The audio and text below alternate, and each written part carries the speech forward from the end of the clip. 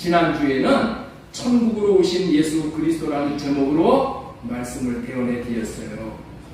천국으로 예수님이 오시면 어떤 일이 벌어지는가? 하나님의 생명을 우리가 받게 되어진다. 하나님의 생명을 받는다. 그 다음에 진리의 법이 이루어지게 해주신다. 진리의 법.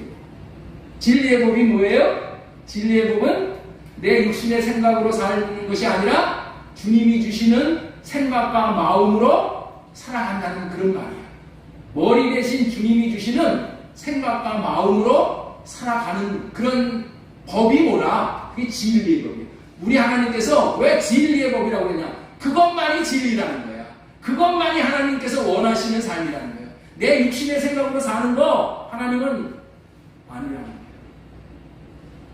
주님이 주시는 마음으로 사는 것만이 그것이 참되고 그것이 선이고 그것이 진리라는 거예요. 그렇게 살게 해주시기 위해서 예수님이 천국으로 오셨다는 거예요. 그리고 세 번째로는 영적 예배로 구원을 누리는 삶을 주시기 위해서 영적 예배를 드린다는 것이 뭐라고 했죠? 산 제물로 우리가 살아드리는 거예요. 원래 제물은 죽은 제물을 하나님 앞에 바치는 거예요. 죽여서 바치는 거예요. 그런데 하나님께서는 뭐라고 그랬죠? 산 제물로 너희 몸을 드리라 그러셨단 말이에요. 산 제물. 응? 우리가 살아서 지금 우리의 삶 가운데서 우리의 삶이 예배가 되는 그런 예배, 그것이 영적 예배, 산 제물로 드려지는 예배야. 아니, 하나님이 그런 예배를 받으시겠냐는 거야. 하나님은 분명히 제사는, 제물은 죽어서 드리는 거야.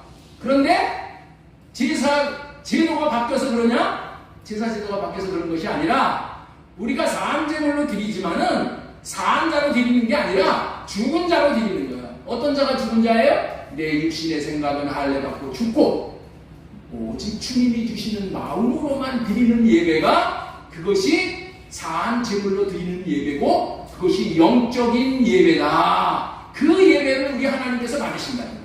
우리의 일상 가운데서 우리가 예배를 드리는 삶을 사는 거예요.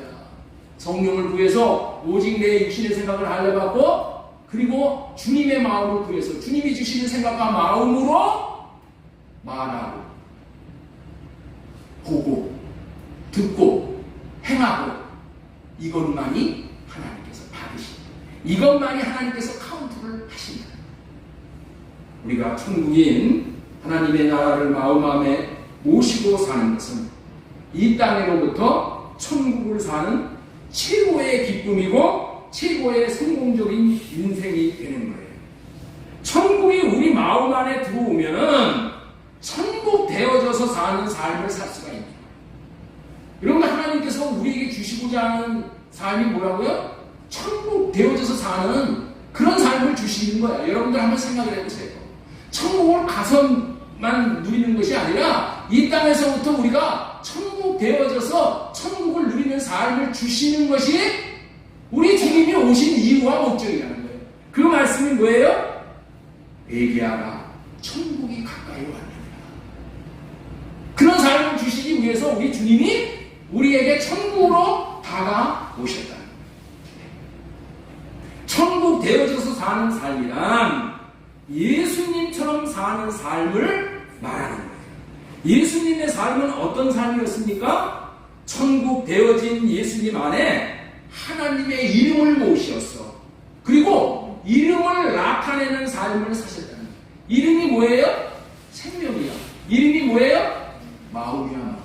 예수님은 늘 자신의 생각과 마음을 할례받고 주님 하나님의 마음을 이름을 받아서 이름을 모셔서 그 이름에서 나오는 하나님의 마음, 하나님의 사랑의 마음만 나타내면서 살았더니 무슨 일이 벌어졌어요? 자신은 천국을 누리고 자기가 가는 곳곳마다 천국을 누리게 하는 그런 놀라운 역사를 나타내셨다는 거예요.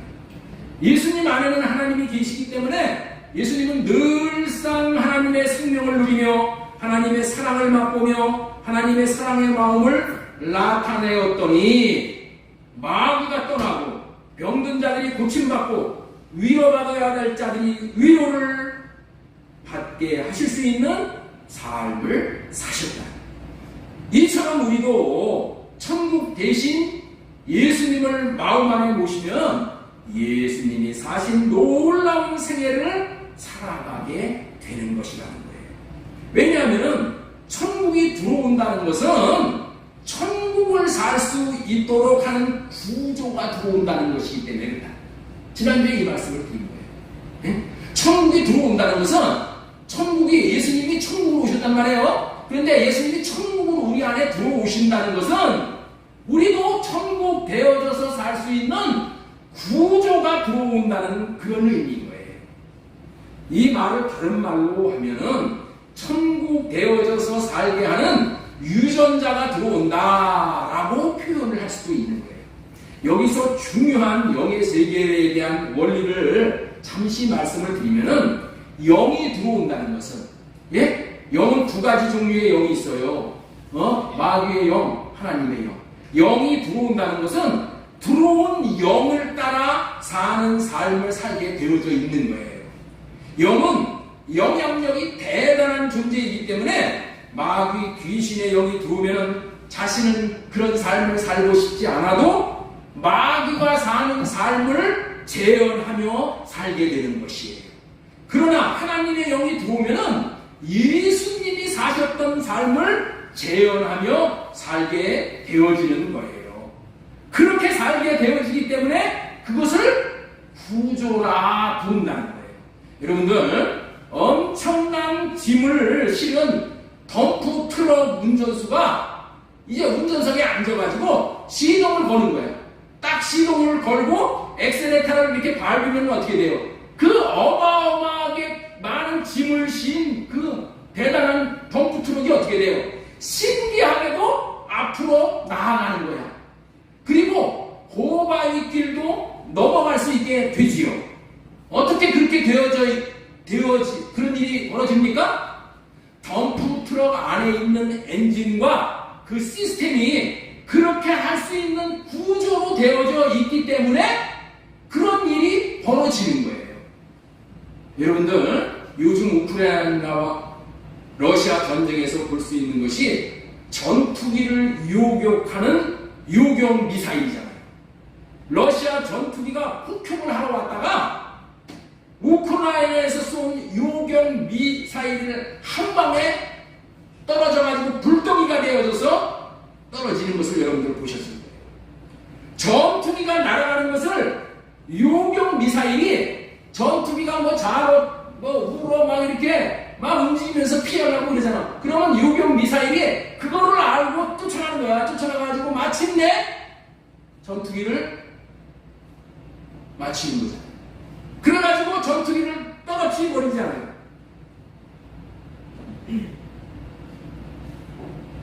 왜 그렇게 되냐 말이에요. 어떻게 해서 그렇게 할 수 있냐 말이에요.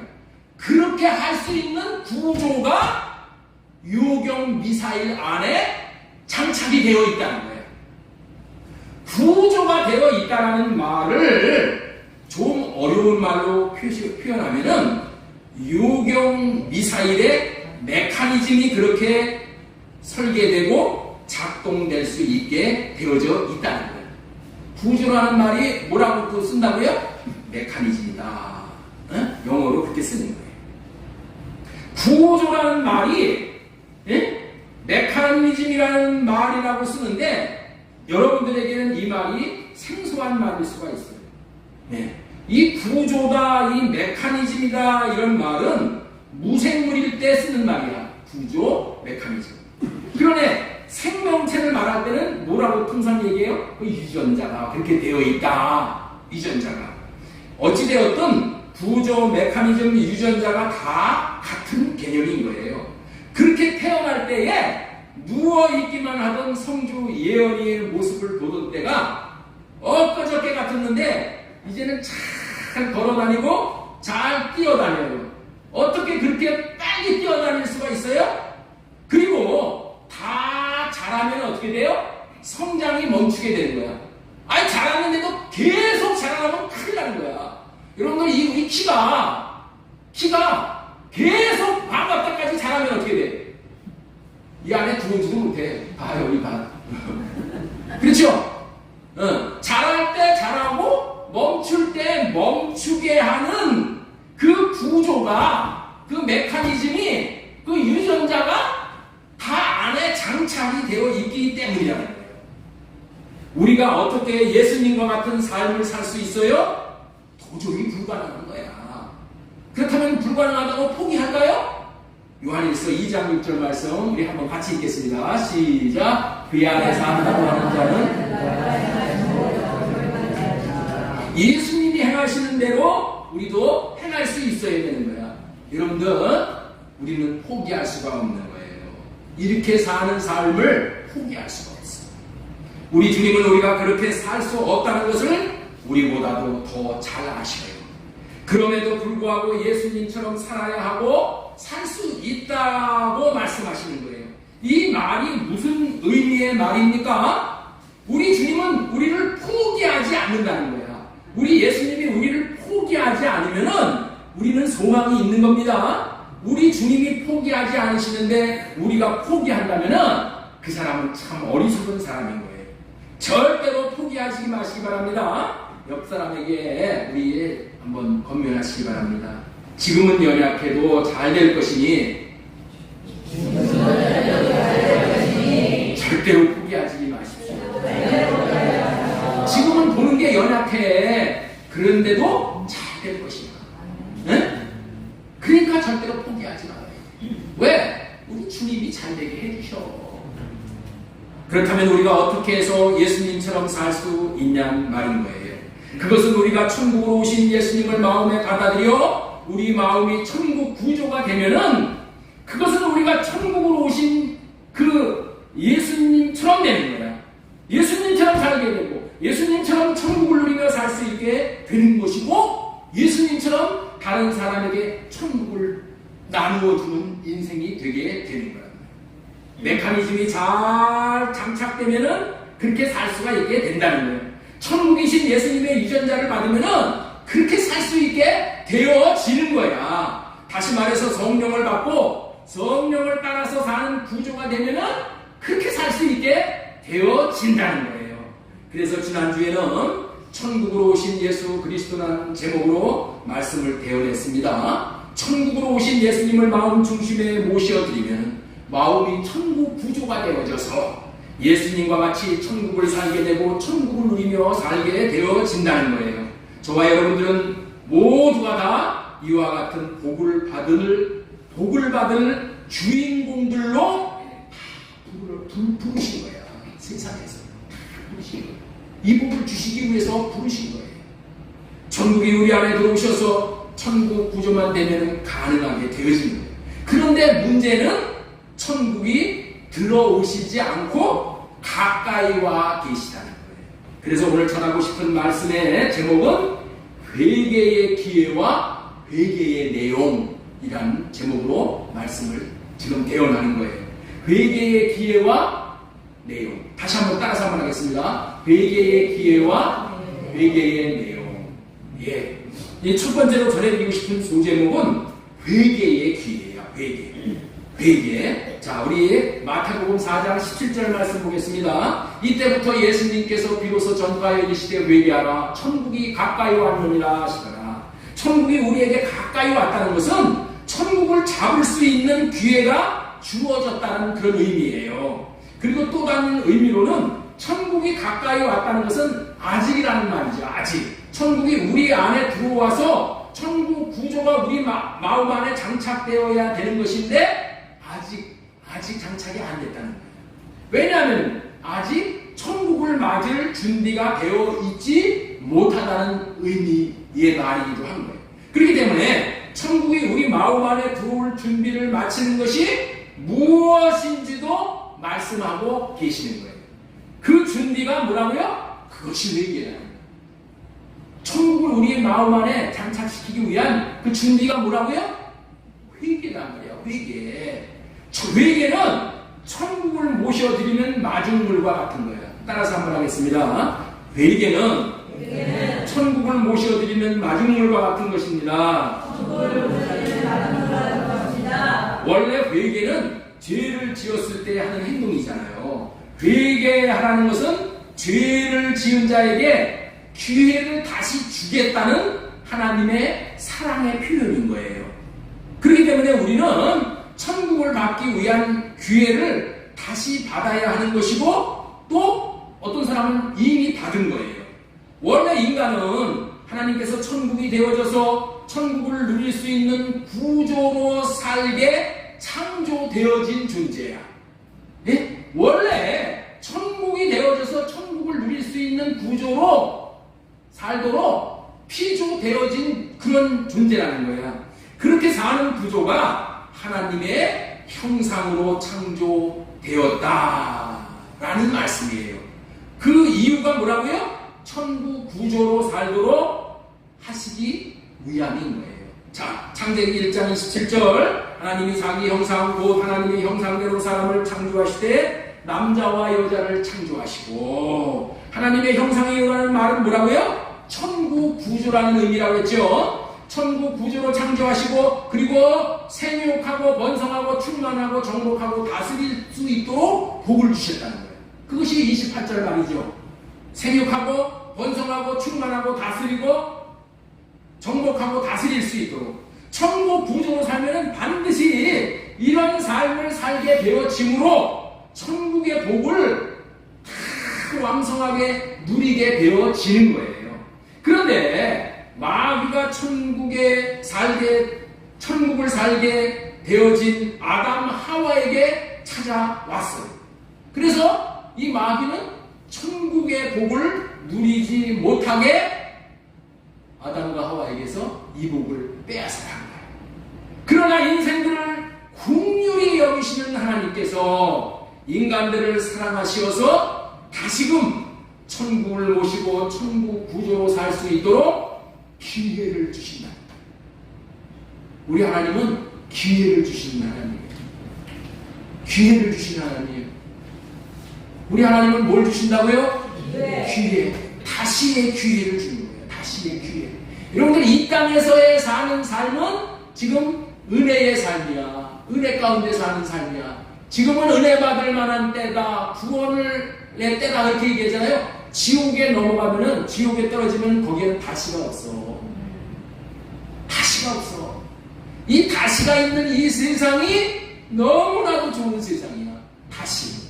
다시 천국을 주시기 위한 우리 하나님의 아주 기가 막힌 묘수가 뭐라고요?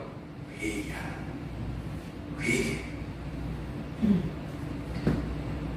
회개가 있도록 좋은 거예요. 회개는 아무리 잘못한 것이 있다 할지라도 이전의 복을 회복할 수 있는 능력이 되는 것이 회개인 거예요.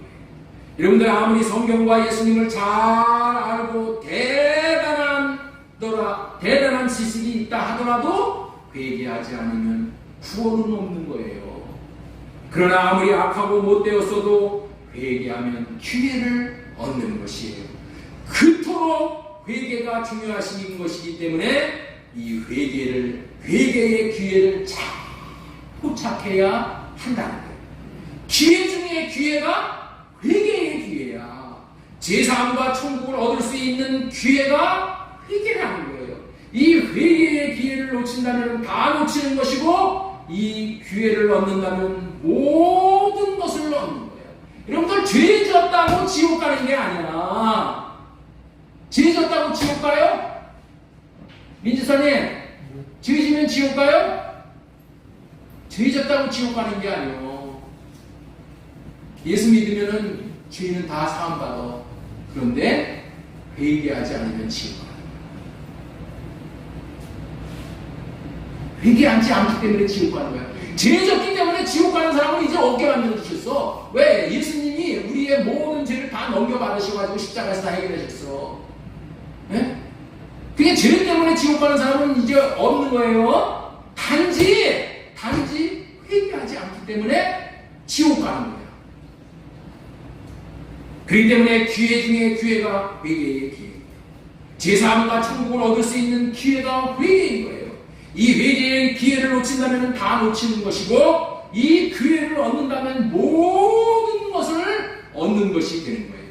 이토록 중요한 회개에 대해서 밝히 알고 참된 회개를 할 수 있어야겠기에 오늘은 회개의 기회와 내용이라는 제목으로 회개의 기회와 내용이라는 설교 제목 아래 회개의 기회라는 소제목의 말씀을 먼저 전해드리겠습니다. 회개는 하나님이 주신 기회를 잘 타는 거야. 그러나 기회는 무한정 주어지는 것이 아니라 우리 인생들에게 돌아오지 않는 것이 네 가지가 있대. 우리 인생에게 돌아오지 않는 네 가지.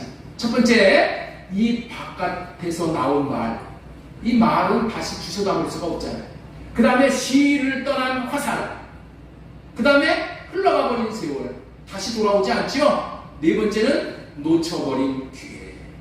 그리스의 시라쿠라라는 거리에는 명물 동상이 하나 있는데 바로 기회의 신 카이로스라는 그 신상이야. 세계 각지에서 몰려온 관광객들이 이 명물의 우스꽝스러운 모습에 웃음을 터뜨린다는 거예요. 처음에는 이 동상의 모습에 모두가 다 웃는다는 거예요. 그러나 나중에 그 밑에 글을 읽어보고는 모두가 다 수긍을 할 뿐만이 아니라 감동을 받는다.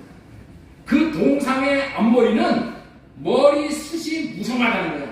그 동상의 앞머리는 머리숱이 무성한데 뒷머리는 대머리라는 거야. 여러분들 대머리는 대개가 앞이 머리가 없잖아요. 그런데 이 동상은 앞에 머리숱은 무성한데 뒷머리가 대머리고 발에는 날개가 달려있는 이상한 모습을 하고 있다는 거야. 네? 하지만 그 밑에 적혀있는 글귀를 보고는 모두들 깊은 생각에 빠진다는 거예요. 나의 앞머리가 무성한 이유가 뭐냐 하고 설명이 돼 있어. 자기 앞머리가 이게 무성한 이유는 사람들이 나를 보았을 때 앞에서는 나를 붙잡을 수 있어도 앞에서는 나를 붙잡고 있게 하기 위해서 이 머리가 많다는 거야. 그 다음에 뒷머리가 대머리인 이유는 뭐냐? 이 자기가 내가 지나가면 뒤에서는 사람들이 다시는 나를 붙잡지 못하도록 하기 위함이라는 거야. 대머리 잡을 수가 없잖아. 뒷머리가. 그 다음에 발에 날개가 달린 이유는 사람들로부터 최대한 빨리 사라지기 위함이라는 거야. 나의 이름은 무엇인가? 그런 나의 이름은 무엇인가? 기회, opportunity. 기회라는 거야. 기회가 이렇다는 거예요. 예? 기회가 무한정 있는 게 아니라는 거예요. 기회는 무한정 있는 게 아니에요. 우리네 인생 한 번 가면 다시 돌아오지 못하는 인생이에요. 꽃이 활짝 만개한 그러한 꽃들이 이제 어떻게 돼요? 시들 일만 남은 거야. 꽃이 활짝 피면 시들 일만 남았죠. 지금은 기회는 지금이에요. 내일은 오지 않을 수 있습니다. 지금이 천국을 모시어 천국 구정을 살 수 있는 기회입니다. 이 기회를 잘 잡으면 저와 여러분들이 사랑하고 베풀고 기뻐하고 행복하고 감사할 기회를 얻는 것입니다. 그 기회 중에 최고의 기회, 기가 막히게 복된 기회가 회개의 기회인 거예요. 그렇다면 왜 최고의 기회가 회개라고 해요? 그것은 천국을 받을 수 있는 기회이기 때문에 그래. 회개하라! 천국이 가까이 왔느니라 그렇게 말씀을 했잖아요. 이 회개의 기회를 놓치지 않도록 제가 여러분들에게 돕고 있는 거예요. 그래서 날마다 육신의 생각을 하려고 제사함받아 사랑함으로 천국을 받아 천국의 구조로 살라고 그렇게 강조합니다. 네? 회개하라고 그렇게 하는 거예요. 회개하라. 회개하라는 것보다도 여러분들 복음이 없어. 그런데 회개하라 그러면 싫어해. 지금까지는 회개의 기회와 내용이라는 제목 아래 회개의 기회라는 소제목으로 하나님의 말씀을 대언해드렸습니다. 두 번째로 전해드릴 말씀은 회개의 내용이에요. 회개의 기회를 놓치지 않는 것이 아주 중요한 사안이지만은 회개할 때 무엇을 회개해야 되는가가 아주 중요한 거예요. 무엇을 회개해야 되는 말이야. 무엇을 회개해야 한다는 것은 하나님 앞에 잘못 산 것을 회개하는 것이죠. 잘못한 죄를 회개하는 것이죠. 그런데 사람들은 회개하라고 하면은 기분 나빠해 한다는 거야. 왜냐하면 무엇을 잘못했냐는 거야. 내가 내 돈 벌어가지고 내가 번 돈으로 내가 밥 먹고 옷 입어 살고 내가 그렇게 살았는데 무엇이 잘못됐다는 거야. 무엇이 자신이 뭐 잘못한 것이 없는데 회개하라고 하는 거예요. 예? 우리 기독교에서는 항상 처음 시작이 뭐예요? 회개하라 천국이 가까운다 이렇게 얘기해. 그런데 세상 사람들은 회개하라는 싫은 거야. 회개해야지 이게 천국이 임하는 복음인데 싫어하는 거야. 싫어하는 거야. 자신이 뭘 잘못한 것이 없는데 왜 회개하라고 하는 거야. 이 말이 무슨 의미예요? 잘못한 것이 무엇인지 죄가 무엇인지 모르고 있다는 거야. 예? 모르고 있다는 거예요. 잘못한 것이 뭔지 예? 모르고 있다는 거예요. 모르고 있다는 거야. 여기서 우리가 반드시 알아야 할 것은 기독교가 다른 종교보다도 탁월한 종교인 이유 중에 하나가 자신이 죄인인 것을 밝히 알려준다.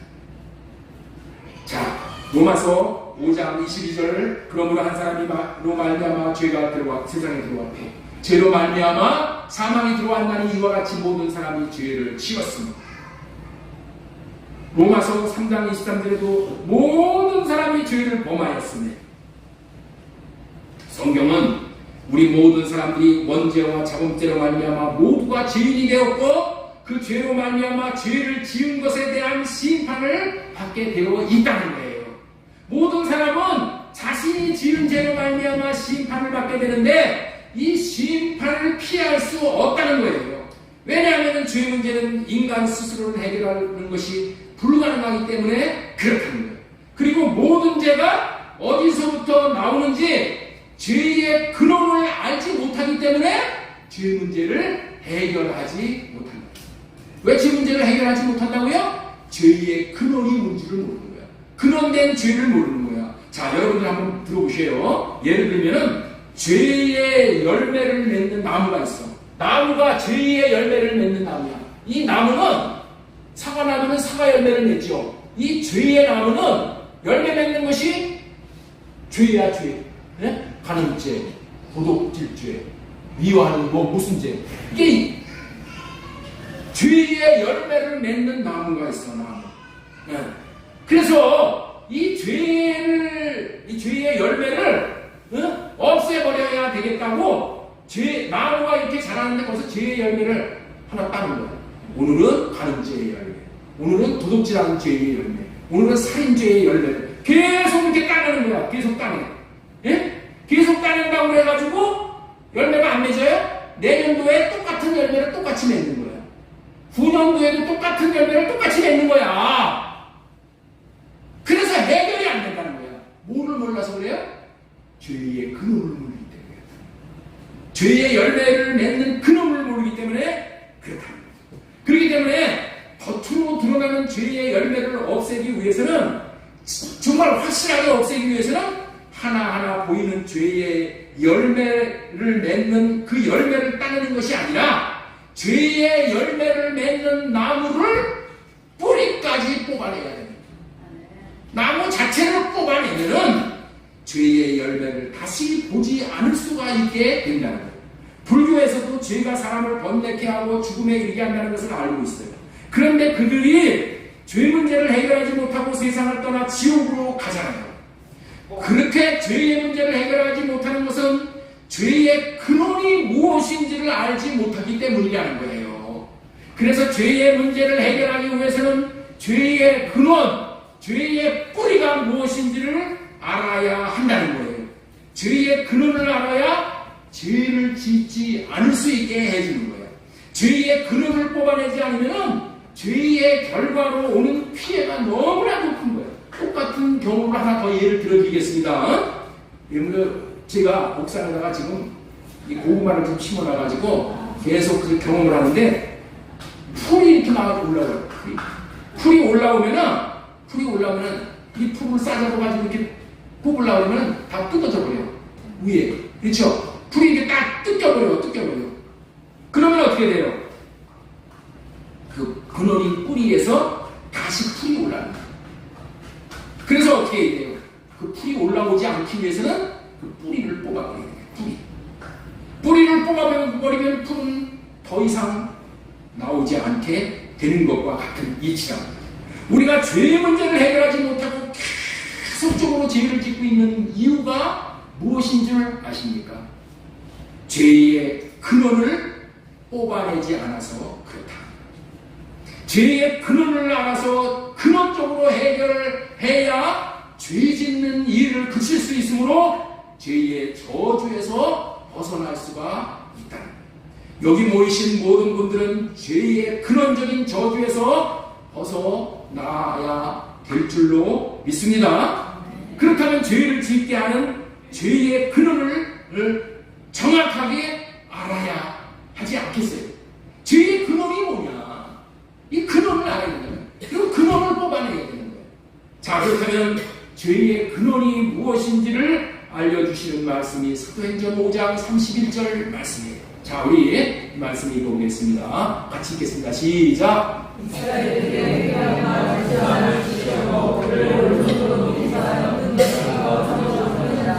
이 말씀은 죄의 문제를 해결해 주시려고 예수님을 하나님께서 높이셔서 인공과 구주로 삼으셨다는 거예요. 자, 그런데 얼핏 보면은 무슨 말을 하는 것인지 이해가 안 되는 말씀이 이 말씀. 그래서 이 말씀은 도움을 받아야 돼요. 성령의 도움을 받고 목사의 도움을 받고 이거 받아야 돼요. 이 말씀은 자기 인생의 주인이 자기인 줄 알고 사는 것이 죄의 근원이다. 예? 이 너무 중요한 얘기하는 거예요. 예? 이 말씀이 뭐라고요? 자기 인생의 주인이 자기인 줄 알고 사는 것이 죄의 근원이라는 거야. 예? 죄의 근원이라는 말은 모든 죄가 다 여기서부터 나온다는 거야. 이 근원에서 나오지 않는 죄는 하나도 없기 때문에 근원이라고 표현을 하는 거야. 죄의 근원은 자기가 주인인 줄 알고 자기 생각대로 사는 것이라는 것이 철저히 깨달아져야지 이제 죄의 뿌리를 뽑을 수 있는 소망이 있게 되는 거예요. 지난주에 마귀가 하는 술법은 너는 네 것이다. 네가 가지고 있는 모든 것이 네 것이다. 네 자식도 네 것이고 네 생각도 네 마음도 네 것이고 네가 가지고 있는 돈도 네 것이고 모든 것이 다 네 것인 줄 알고 살아라. 그렇게 하는 것이 마귀라고 그랬죠. 그렇죠? 이 마귀는 모든 사람을 죄짓게 하기 위해서 이 근원을 건드린 거야. 마귀가 모든 사람을 죄짓게 하기 위해서 이 근원을 마귀가 흔들린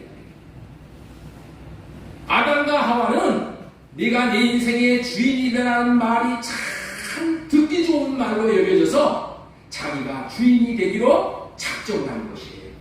그래서 선악과를 따먹을 때도 하나님께 따먹어도 되느냐고 묻지 않고 따먹은 거예요.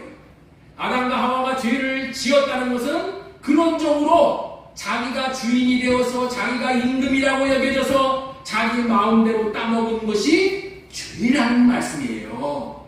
그것이 죄라는 거야. 그것이. 우리는 이 죄에 대한 개념을 분명히 알아야 하는 거예요. 아담과 하와가 선악과를 따먹고 죄를 지은 것은 먼저 하나님 앞에 자기가 자기 인생의 주인이라고 여기는 근원적인 죄를 지었기 때문에 선악과까지 따먹게 되었다는 의미예요. 우리가 소유한 모든 것은 내 것이 아니라 하나님의 것입니다. 하나님이 우리를 창조하셨기 때문입니다. 그래서 태어날 때 가지고 온 것은 하나도 없었고 갈 때도 가지고 갈 수 없이 빈손으로 가게 되어 있잖아요.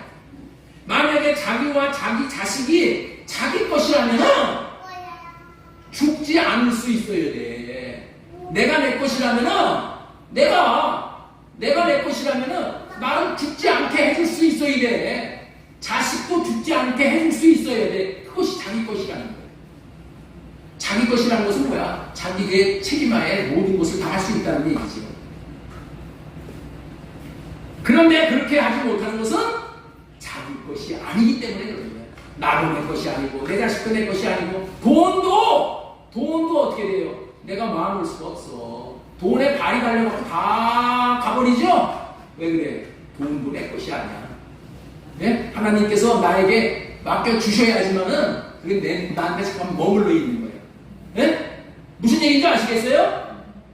돈 내 것이 아니요. 주인이 아니면은 부모갔다가도 다 다른 데로 가버린다니까.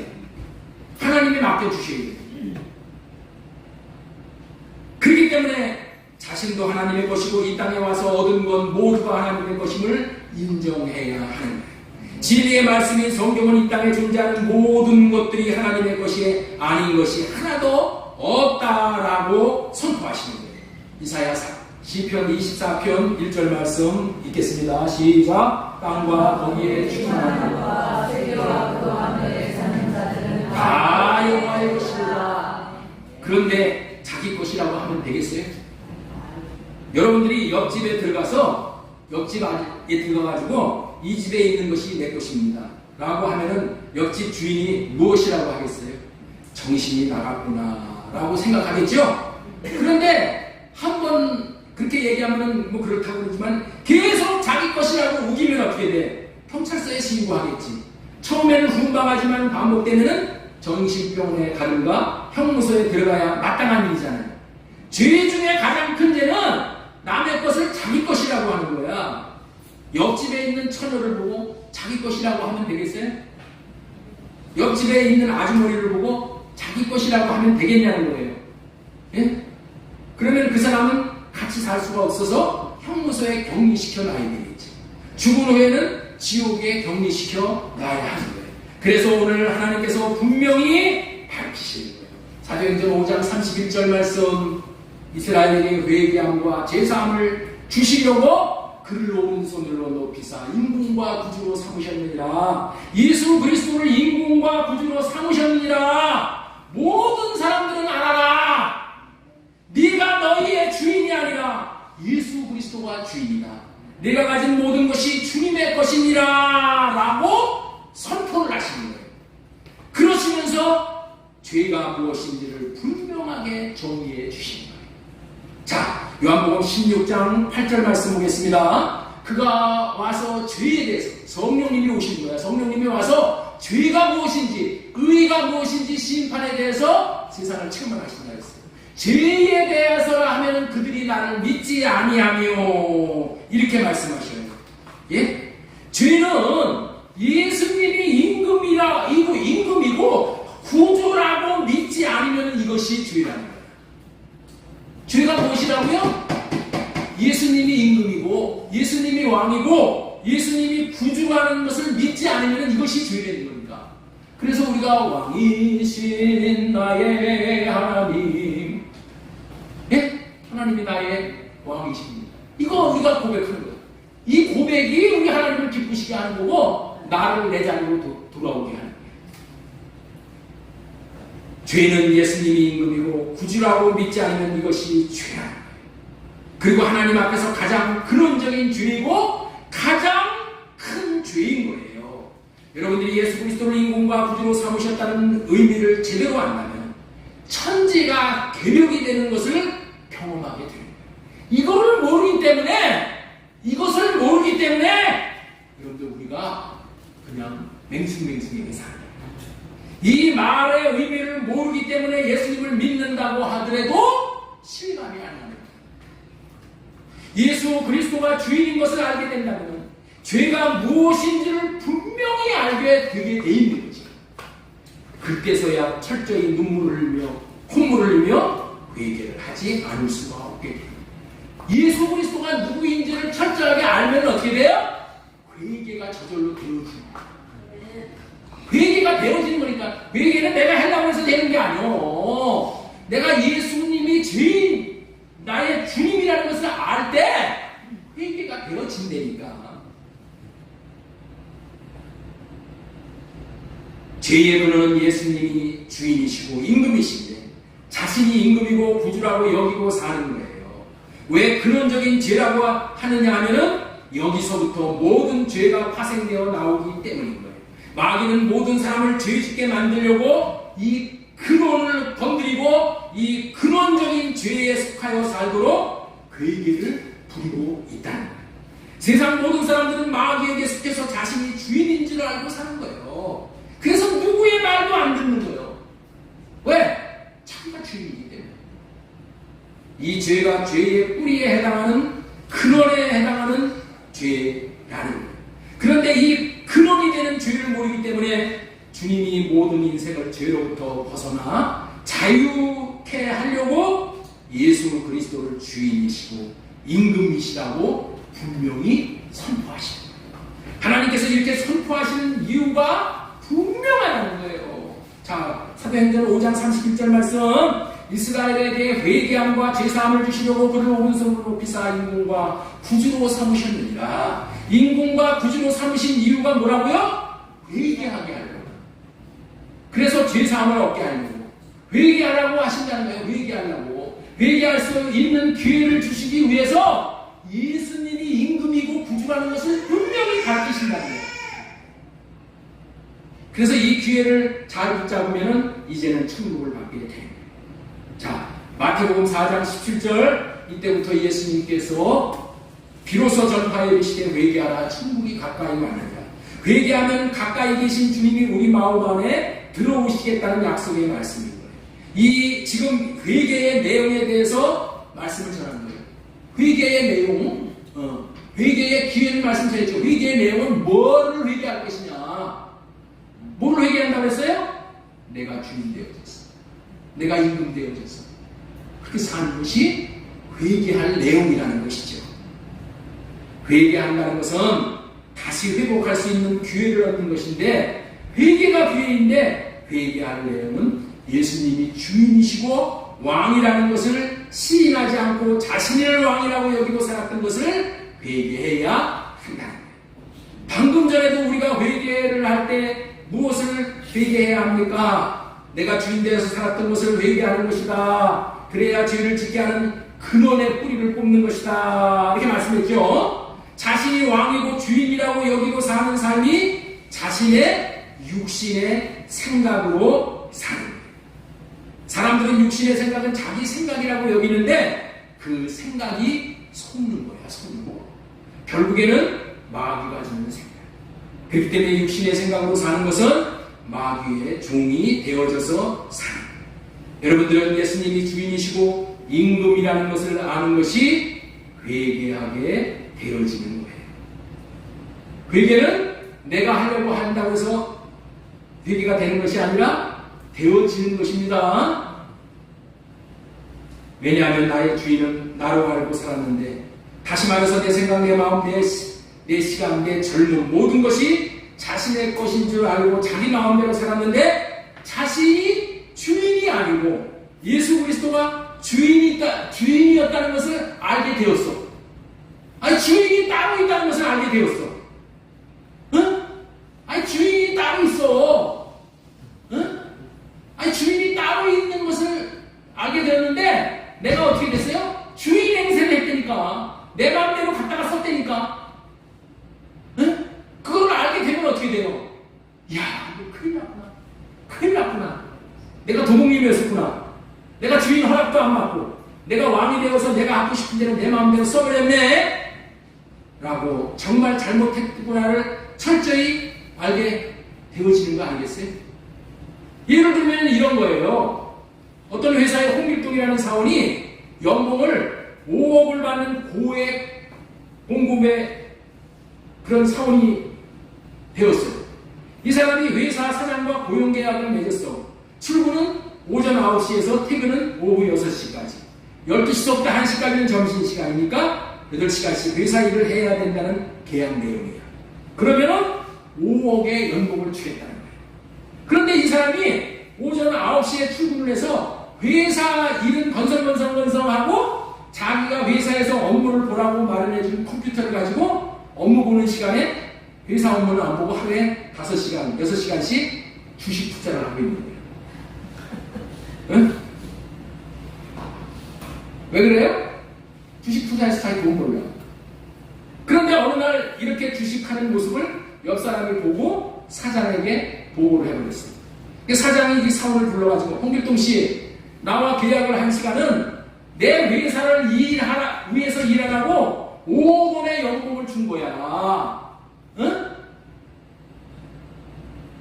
계약한 시간은 나를 위해서, 우리 회사를 위해서 일하라고 5억이나 연봉을 줬어. 그런데 왜 내 회사 일을 하지 않고 당신 돈 버는 일을 했어?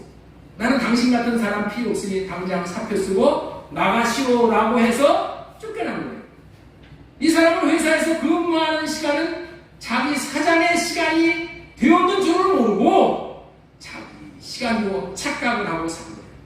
이것이 이 사람이 쫓겨난 이유예요.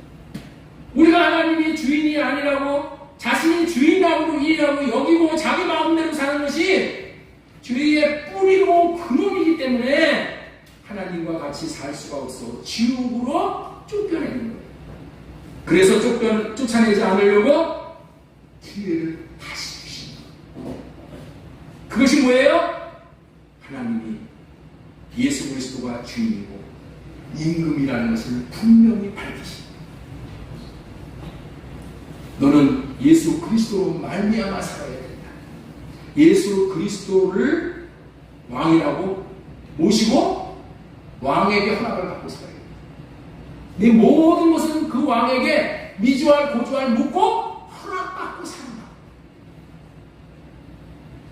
그런데 하나님은 이 근원적인 죄를 짓는 삶을 살았어도 이제까지 잘못 살았다는 것을 깨닫고 회개하면은 기회를 다시 주시는 하나님이십니다. 그리고 철저하게 회개에 합당한 열매를 맺는다면, 다시 말해서 말씀에 순종하는 삶을 산다면은 그것이 참된 회개가 되어져서 하나님은 우리에게 다시금 기회를 주시어 천국으로 우리 마음 안에 들어오시어서 천국의 구조를 이루어 주시어서 천국된 삶을 살 수 있게 하십니다. 자신이 자기 인생의 주인이 되어져서 사는 삶은 정말로 비극적인 종말을 맺게 되어집니다. 왜 우리의 인생이 가시밭길을 걸어가냐는 거예요. 왜 가시밭길을 걸어가? 이 근원적인 죄를 지으며 하나님을 무시하고 살기 때문에. 자신이 왕이 되고자 하는 것은 왕정 시대에는 역적이 됩니다. 조선 시대에는 역적이에요, 역적. 영모죄에 해당하는 죄를 저지르는 거예요. 여러분들 옛날부터 영모죄는 삼족을 멸하는 죄로 씨를 말려버리는 죄에 해당하는 것이잖아요. 이 의미를 알게 된다면 정말 죽을 죄를 저지르는 것이구나, 지옥 갈 수밖에 없는 죄를 저지르는 것이구나를 깨달아 알게 되는 거예요. 뭐를 알면 이것을 깨닫게 된다고요? 뭐를 알면 이 죄를 깨닫게 된다고? 예? 뭐를 알게 되면 깨닫게 된다고요? 내 인생의 주인이 누구인지를 알면은 이 죄를 깨닫게 된다. 내 인생이 내가 주인이 아니라 예수가 주인이고 예수님이 내 인생의 왕이라는 것을 안다면은, 응? 그거 내가 이때까지 살았던 삶이 주인의 삶을 살았다. 이것을 알게 되어진다니까. 이것을 알 때에 내가 얼마나 간악한 죄인이고 죄인 중에 괴수인 것이 저절로 깨달아지게 되므로 두렵고 떨리는 마음으로 회개하게 되어진다. 주 예수님 잘못했어요. 나의 죄를 용서해 주세요. 한 번만 용서해 주세요. 다시는 그 죄를 반복해서 범하지 않겠어요 라고 온만 다해 회개를 하게 되겠죠. 깨달아질 때 회개가 되는 거예요. 그러면 주님이 할례해 주셔서 용서해 주신다. 동의서에서 멀듯이 죄를 옮겨주신다. 이렇게 죄가 무엇인지를 깨닫고 회개하고 죄를 해결해 주시기를 원해서 죄를 해결할 수 있는 기회를 주시기 위해서 예수 그리스도를 임금과 구주로 삼으셨다. 임금과 구주로 삼으셨다는 그 말씀에 여러분들 깊은 의미를 이제 깨닫게 되셨죠? 할렐루야. 사도행전 5장 31절 다시 읽겠습니다. 이스라엘에게 회개함과 죄사함을 주시려고 그를 오른손으로 높이사 임금과 구주로 삼으셨다. 이 말씀의 의미를 명심하시기 바랍니다. 자신이 자신의 인생의 주인이 아니라 주님이 주인이고 임금이라는 것을 아주 분명하게 뼈저리지게 알게 될 때라야 회개가 되어짐으로 제사함을 받게 된다. 나머지는 다 뭐야? 회개를 하라고 해도 형식적인 회개야. 이 뼛속에서 이 뱃속 깊은 곳에서부터 애간장이 끊어질 정도의 회개가 한다.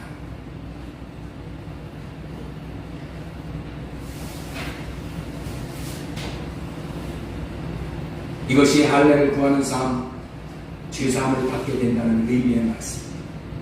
그래서 회개는 바로 되는 게 아니라 성령으로 구해야 되는 거야. 성령이 오시면은 예수가 주님이신 거, 왕이신 것을 깨달아게 돼. 그래서 성령으로 호흡하라는 거야. 성령을 모셔드려야지만은 예수가 누구인지를 깨달아져. 그리고 자기의 죄를 자백하고 회개하고 할례를 받을 수 있게 해주시는 거예요.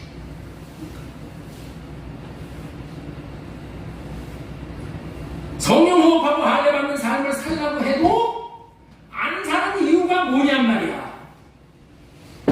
네?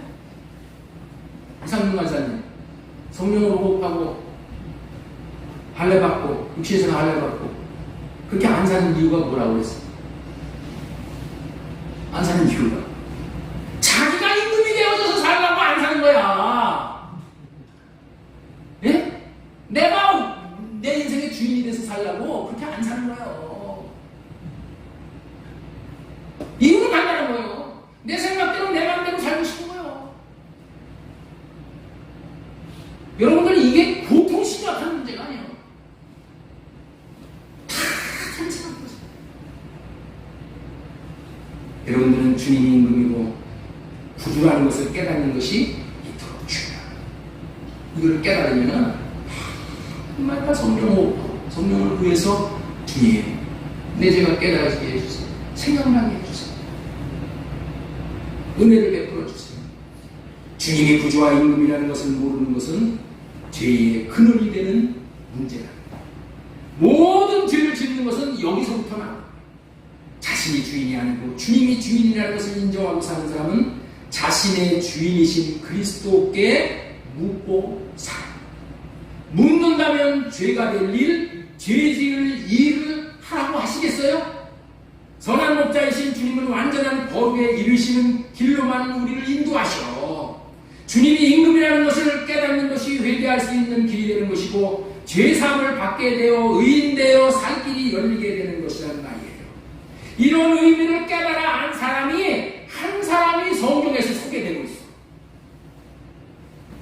이런 의미를 깨달은 사람. 그게 누구냐? 누가복음 5장 1절 이하의 베드로예요.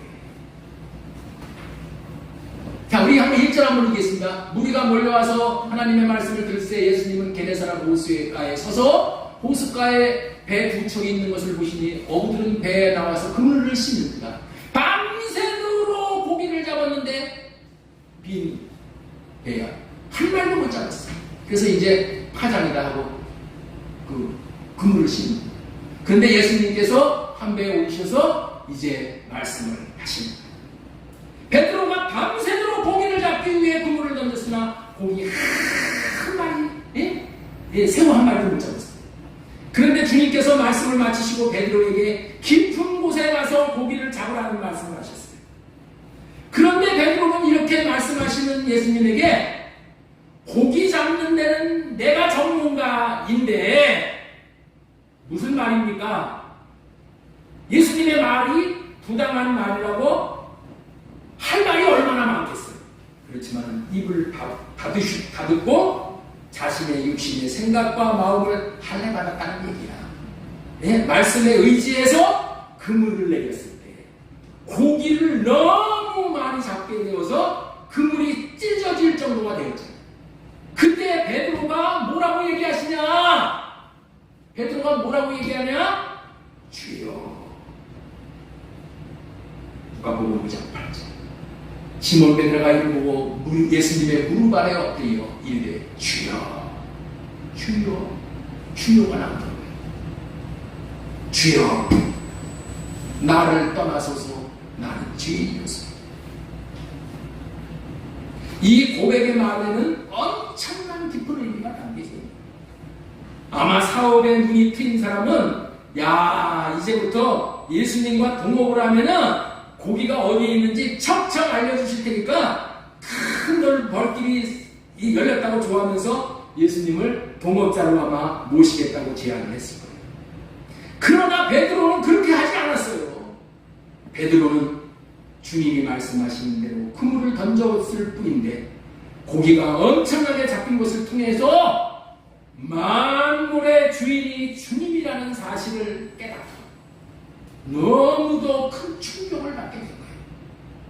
자기가 자기의 인생의 주인인 줄 알고 살았는데 이제까지 자기가 하고 싶은 대로 자기 마음대로 그물을 던졌을 때는 빈곤이었고 고갈이었기에 밤새 한 마리도의 고기도 못 잡았는데 주님의 말씀대로 순종을 했을 때 만선의 축복을 경험하게 됩니다.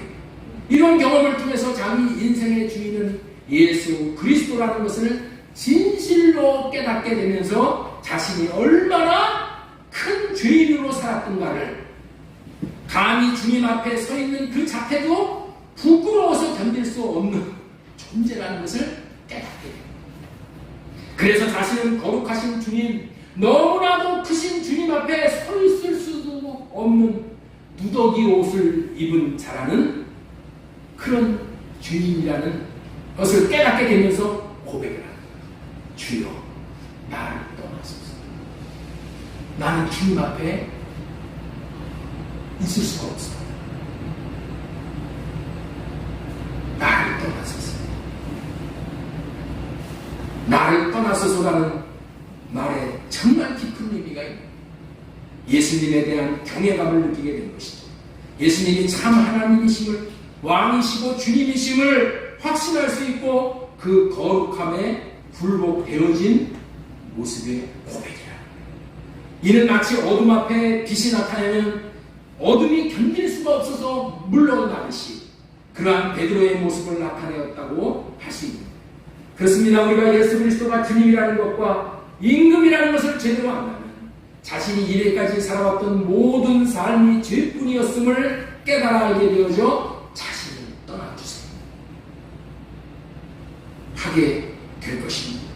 그리고 자신의 죄를 회개하고 죄사함을 받게 해달라고 애통하며 몸부림을 칠 수밖에 없게 되어진다. 그렇기 때문에 하나님이 회개할 수 있는 기회를 주시는데 기회를 잘 포착할 수 있는 것은 예수님이 구주와 임금이라는 것을 깨달아 하는 데서부터 시작해야 한다는 것을 알려주시는 말씀입니다. 그런 주님을 알게 되었을 때 베드로는 이제 그물을 버려두고 온 마음을 다해 주님을 따를 수 있게 되었습니다. 11절 보겠습니다. 11절. 그들이 베드를 육지에 대고 모든 것을 버려두고 예수님을 따르니. 모든 것 중에는 뭐가 포함돼요? 그물이 포함돼요. 베드로의 생업이 포함됩니다.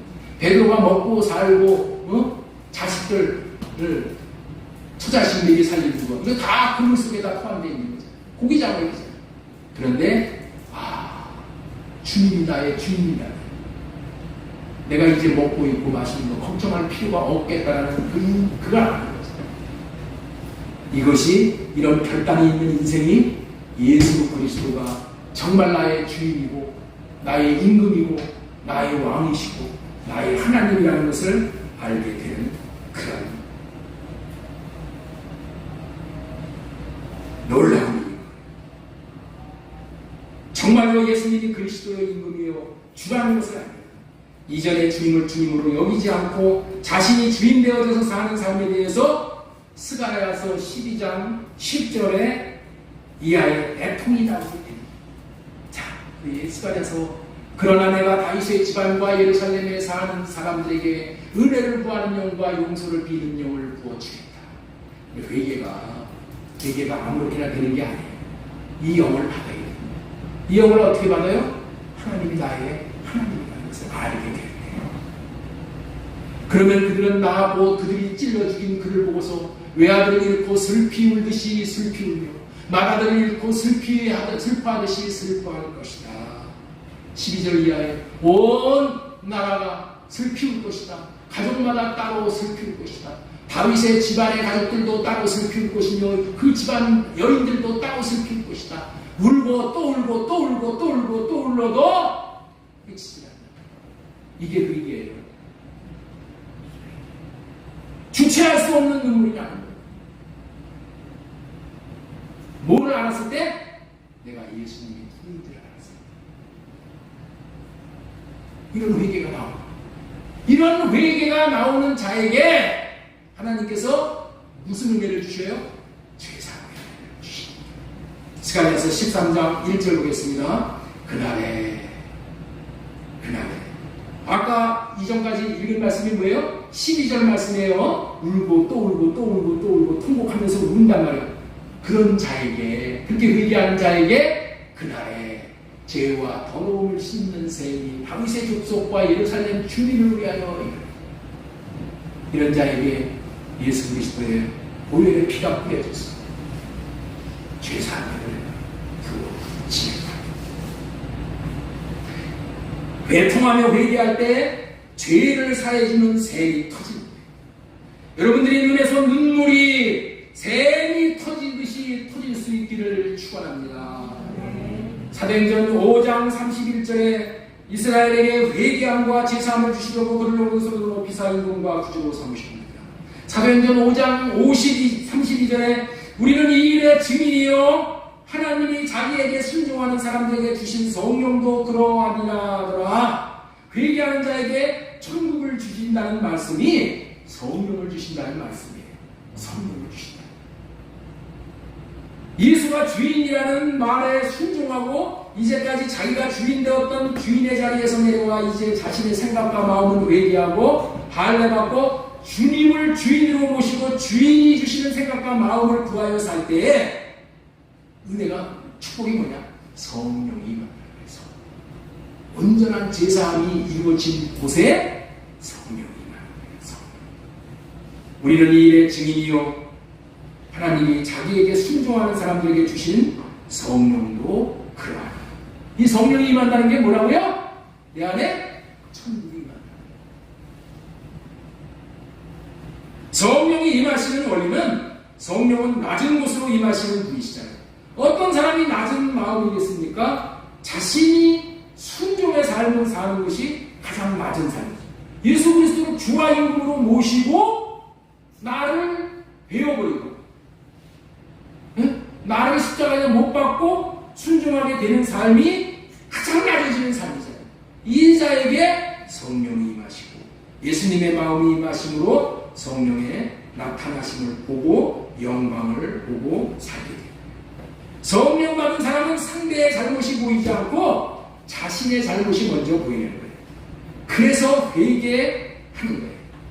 회개가 많은 사람은 죄가 많아서 회개하는 것이 아니라 죄가 많이 나타내 보여지는 거야. 자꾸만 내 안에서 죄가 자꾸만 이렇게 드러나는 거야. 은혜를 받을수록 죄가 많이 깨달아지는 사람이 이 사람이 제대로 은혜를 받은 사람이에요. 은혜를 받으면 받을수록 다른 사람의 눈에 있는 티는 보이지 않고 내 눈에 있는 들보가 보인단 말이에요. 이게 성령을 받은 사람이에요. 네? 여러분들 사도 바울이 은혜를 받았잖아요. 은혜를 받으면 받을수록 자신이 죄인 중에 괴수라고 고백을 했잖아요. 이게 성령의 사람이에요. 성령은 성결의 영이기에 더러운 것을 드러내 주십니다. 그 성령이 죄를 드러내 주실 때에 회개의 기회로 삼으시고 회개를 철저히 온전하게 행함으로 하나님이 할례해 주심으로 성령의 충만함을 받고 성령의 사람 천국의 구조로 살아감으로 둘째 것으로 사는 주인공들이 되어지기를 바랍니다. 둘째 것으로 사는 것이 하나님의 뜻을 이루십니다. 히브리서 10장 9절에 하나님의 뜻은 첫째 것으로 사는 것을 패하시고 둘째 것으로 산다고 하셨죠. 예. 이런 성령의 충만함을 받아 성령의 사람, 천국 구조를 살아가는 사람 둘째 것의 주인공으로 사는 하나님의 뜻을 이룰 수 있는 최고의 복된 인생이 되어지기를 주 예수님의 이름으로 축원합니다. 예, 조금만 더 하도록 하겠습니다. 1907년도에 우리나라에 성령이 강하게 임한 대부흥의 역사가 있었어요. 이걸 잠시 소개를 하려고 해요. 대부흥이 찾아왔다는 것은 천국이 내게 임했다는 거예요. 하나님의 나라가 임했다는 거예요. 대부흥이, 평양 대부흥이 1907년도에 어떻게 임했는지 아는 것은 우리 안에 천국이 어떻게 임하는지에 대한 교과서야, 교과서. 그래서 이 말씀을 드리려고 합니다. 평양 대부흥은 길선주 장로의 회개로부터 촉발된 부흥이었다는 거예요. 길선주 장로가 어떤 사람이냐면 하루는 길선주 장로의 친구가 길선주 장로를 찾아왔어. 내가 병이 걸려가지고 이제 더 이상 살 수가 없는데 우리 자식들이 어린 나이니까 어린 나이에 자식들에게 유산을 물려주면 이 유산을 그대로 보존할 수가 없으니까 내가 믿을 친구는 길선주 당신밖에 없으니까 내 모든 재산을 당신에게 맡길 테니까 이거 맡기고 있다가 우리 아이들이 장성하면은 아이들한테 그 재산을 상속해 주시게 이랬다는 거예요. 그랬는데 평양 대부흥이 임할 때 부흥회에서 길선주 장로가 이 생각이 탁 떠오르고 그러면 앞에 나와서 그 얘기를 하는 거예요. 하나님 앞에 성도들 앞에 내가 얼마나 못된 놈인가 하면은 친구가 나를 믿고 나를 맡겼는데 그 친구가 맡긴 재산 중에서 일부를 떼어가지고 자기 주머니에다 넣었다는 거예요. 그리고 나머지는 그 자식들한테 줬다는 거예요. 제 생각대로, 제 육신의 생각대로 하나님 앞에 이거 먹어야 됩니까? 묻지 않고 내가 이렇게 못된 놈입니다 하고 장로 입장에서 부흥회를 하고 있는데 많은 사람들 앞에서 그 얘기를 한 거예요. 여러분들 보통 사람이 이거 할 수 있겠어요? 이런 고백을 할 수 있겠어요? 그런데 은혜가 임하니까 길선주 장로님이 임하는 거예요. 그랬더니 성령이 이런 회개의 그런 장소에 참된 회개로 하나님이 받으시고 성령을 부어주시고 그리고 나서 막 성령이 임하니까 다른 사람들이 나와서 회개를 하는 거예요. 내가 누구의 돈을 떼먹고 내가 누구하고 가늠을 했고 내가 누구하고 못된 짓을 하고 못된 짓을 하고 그래가지고 그냥 완전히 성령이 역사를 해요. 그래가지고 이 평양에 대부흥이 온 거예요. 그래서 이 평양이 어떤 그런 도시가 됐냐면 주일날 문을 열어도 장사가 안 되는 거예요. 그래서 다 문을 닫는 거예요. 왜? 다 교회에 가니까. 그래서 이 기사가 온 선교사들을 통해서 온 세계 열방에 다 전달이 돼요. 한국에서 이런 역사가 있습니다. 그래가지고 평양의 대부흥이 동방의 예루살렘이라는 평양의 동방의 예루살렘이라는 그런 칭호를 들을 정도로 그렇게 평양이 그런 놀라운 하나님의 도성이 됩니다. 그런데 놀라운 것은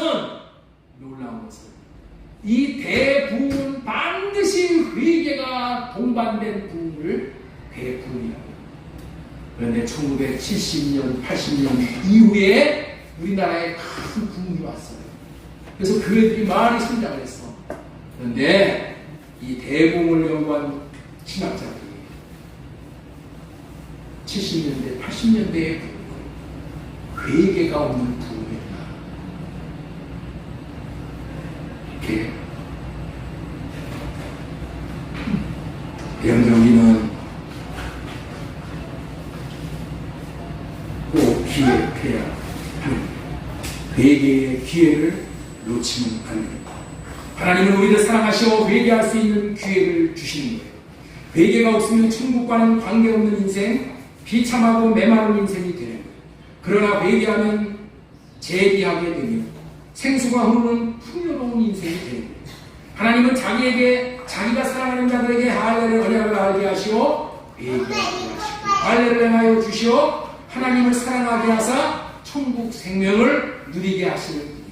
그렇기 때문에 자기의 인생을 최고로 잘 사는 것이 자신이 임금이 되어져서 살아온 삶을 회개하고 할례를 구하여 주시는 예수님의 마음으로 사는 삶, 그리고 그 예수님의 마음을 받아서 경건의 훈련을 받는 삶을 우리는 매일매일 게으르지 않고 열심히 다해야 합니다. 그냥 말씀으로 끝나고는 안 됩니다. 여러분들이 집에 들어가셔서 뭘 해야 돼요? 예수 그리스도가 나의 주인 것을 고백하고 예수님으로 말미암아 이 육신의 생각을 할례로 주님의 마음을 구해서 주님의 마음을 나타내고 사는 삶. 이 삶은 성령이 아니면 있을 수가 없는 삶. 그래서 우리는 어떻게 돼요? 성령으로 호흡을 해야 돼요. 자, 한 가지만 딱 그 원리를 잘 정리해 드리겠습니다. 하나님은 흙으로 사람을 지으시고 코에 생기를 부어 넣어 주셨어. 그래서 영적인 생명답게 살 수 있도록 해주셨어요. 그런데 하나님이 흙으로 사람을 지으신 다음에 코에 생기를 부어 넣으셨어. 그런데 하나님이 코에 생기를 부어 넣었다고 해서 내가 호흡을 안 해도 되는 게 아니야. 호흡 어떻게 해야 돼요? 해야죠. 하나님이 나에게 생기를 불어 넣었으니까 난 됐네 이제. 그리고 여러분들 호흡 안 하고 살면은 5분도 못 살아. 계속해서 뭐 해야 되는 거예요? 호흡하고 살아야 돼. 호흡하고 살아야 돼. 하나님이 생기를 불어 넣어 주셨지만은 호흡하고 사는 거야. 호흡하고 사는 거야. 그래서 7, 80년 생명을 유지할 수가 있는 거야. 이제 새 언약을 믿고 생명의 씨를 받은 저와 여러분들에게 하나님께서 성령을 보내주셨어. 그러면서 성령으로 호흡하라는 것입니다. 성령으로 호흡하라는 것은 뭐예요? 성령을 구해서 살라는 거예요. 호흡을 안 하면 영의 생명이 살 수가 없는 거예요.